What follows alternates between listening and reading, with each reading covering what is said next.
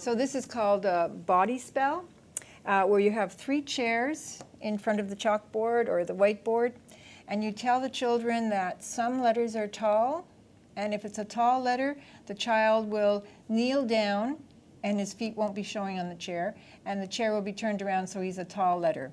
If it's a middle short letter, the child has his feet tucked up and sitting on the chair. If it's a long letter, the child will be sitting on the chair with his feet on the floor.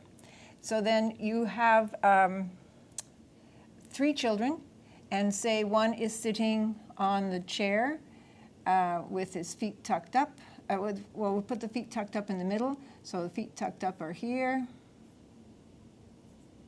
And here we're going to have a child with his feet on the ground.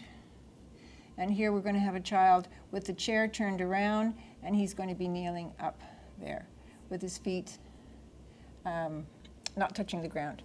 So now the children have to say, all right, this one is a long letter, so that can be a G or a P or a J or a Y. This is a short letter, should be a vowel, so we look at our vowels, A, E, I, O, and U, choose one of those.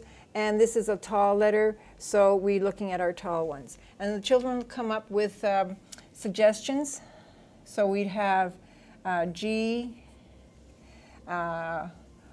O, and T, and say, that's a good suggestion. It's not the word I'm thinking of, but it's a good suggestion and it fits. So every child that comes up with a spelling, it's a good suggestion, write it down and see if it matches.